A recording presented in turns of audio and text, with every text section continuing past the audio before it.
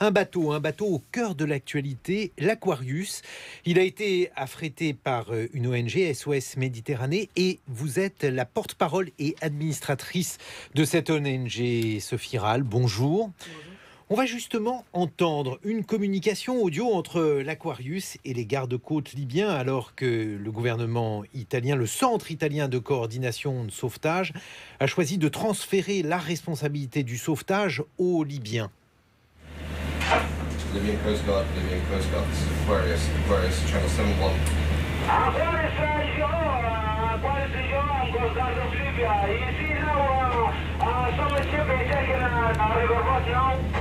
Yes, sir, I confirm that Libyan Coast Guard patrol boat Zuwara is currently intercepting a rubber boat.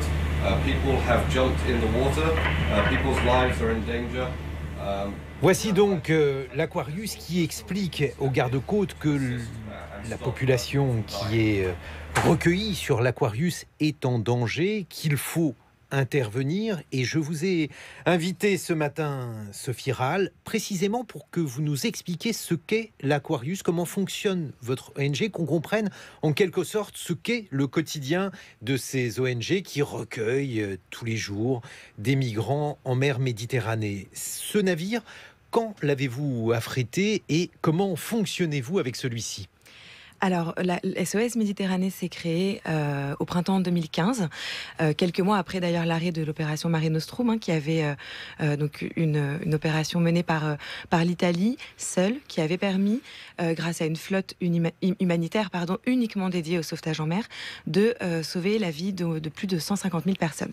Cette opération s'est arrêtée. Nous avons tous été un petit peu choqués de voir que plus aucun bateau humanitaire n'était présent en mer Méditerranée pour ne faire que du sauvetage en mer. Et nous étions alors un petit groupe de citoyens un petit peu révoltés par ce qu'il se passait en France et aussi en Allemagne. On a donc créé ces deux associations à la fois en Allemagne et en France.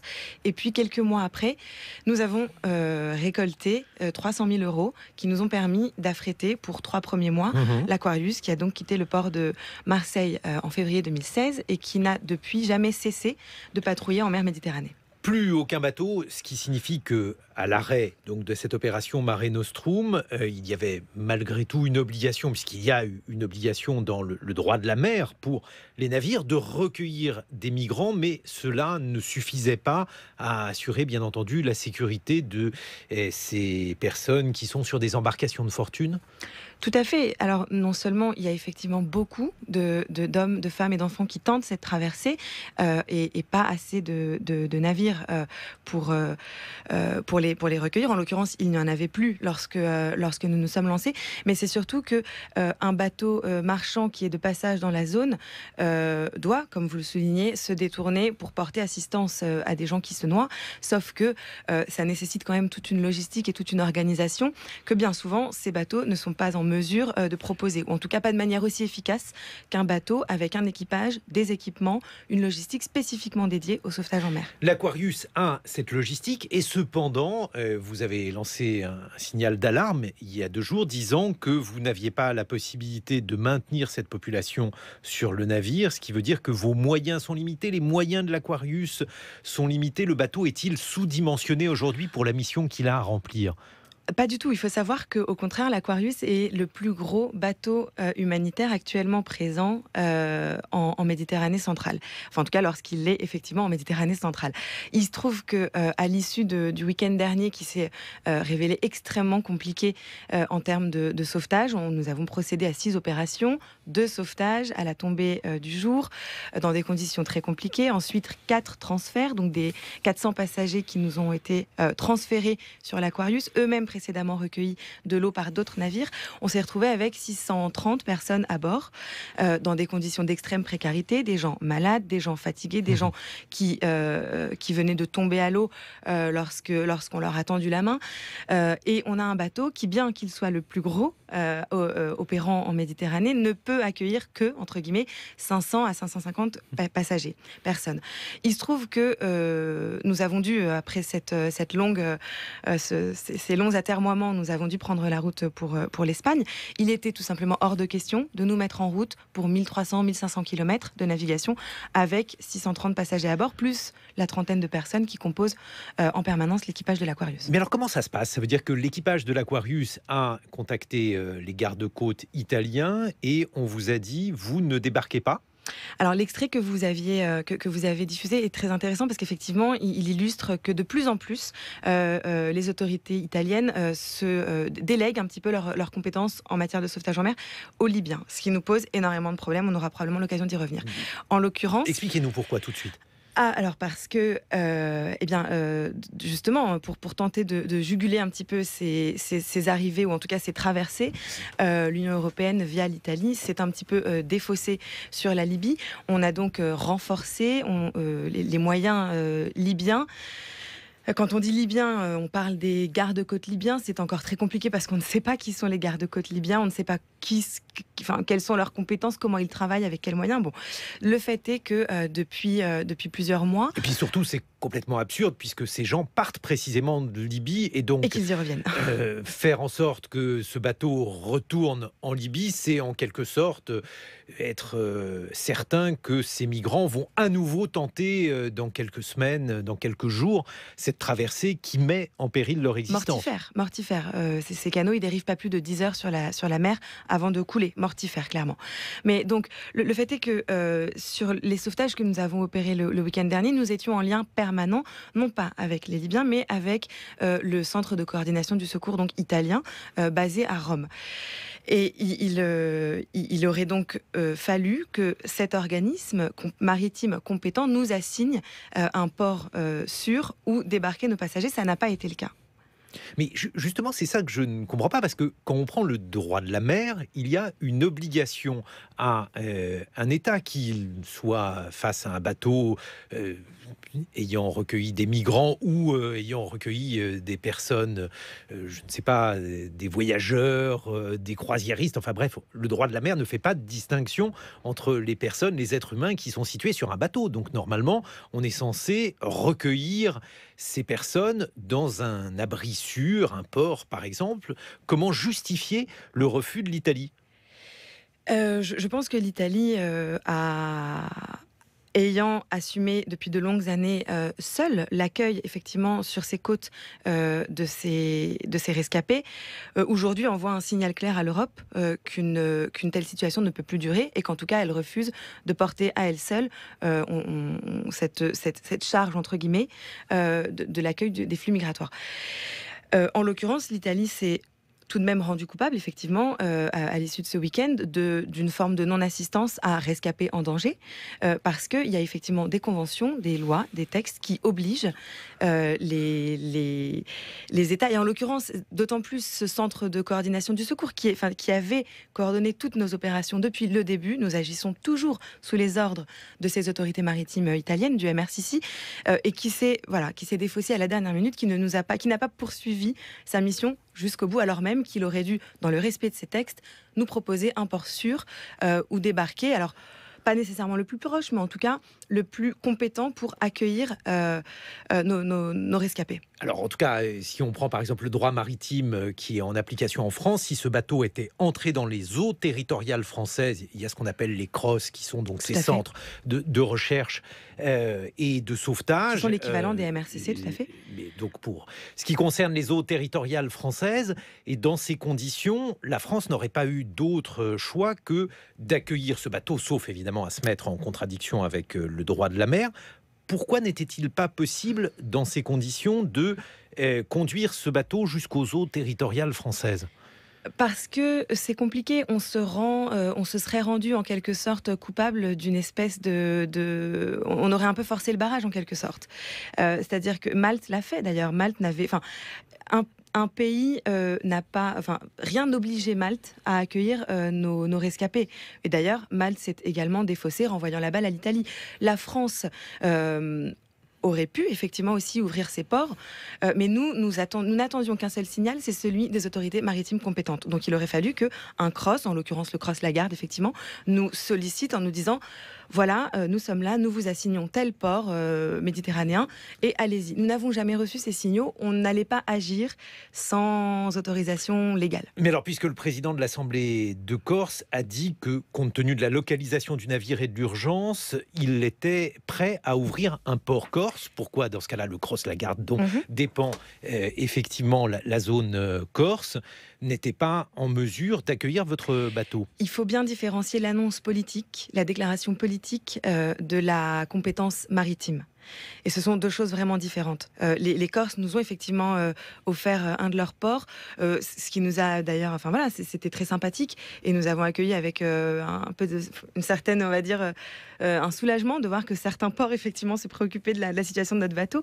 Mais derrière, il aurait fallu, et peut-être que cette situation se reproduira à l'avenir, on n'en sait rien, mais il aurait fallu qu'ils se mettent en contact avec les autorités maritimes. Ça veut dire quoi, Sophie Rahal? Je rappelle que vous êtes porte-parole et administratrice de SOS Méditerranée, cette association qui a affrété l'Aquarius. Ça veut dire que finalement, ce qu'a dit Jean-Guy Talamoni, c'était purement verbal?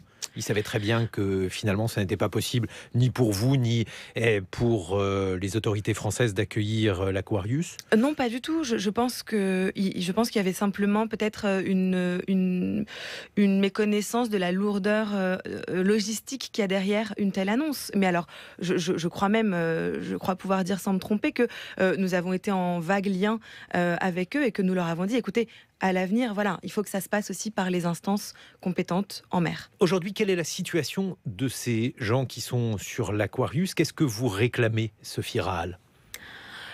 Nous, on réclame, SOS Méditerranée exhorte les États européens depuis plus de 2 ans maintenant à mettre en place une flotte humanitaire européenne uniquement dédiée au sauvetage en mer. Ça, c'est il faut comprendre que nous sommes une ONG qui s'est créée dans l'urgence pour faire face à une situation d'urgence. La chose la plus intolérable, c'est que des gens continuent de se noyer. Peu importe d'où ils viennent, peu importe pourquoi ils viennent, ils meurent. Et ça, c'est intolérable. Donc nous, notre message, il est tout simple. Mais est-ce qu'aujourd'hui, ces 629 personnes, sont-elles en sûreté? Alors elles sont en sûreté puisqu'elles sont sur notre bateau, sur 3 bateaux puisqu'elles ont été réparties sur donc l'Aquarius, mais aussi sur un bateau des gardes-côtes et un bateau de la marine, tous deux italiens, en route vers l'Espagne où elles seront débarquées, comme c'est la procédure à chaque fois, enregistrées, accueillies, etc.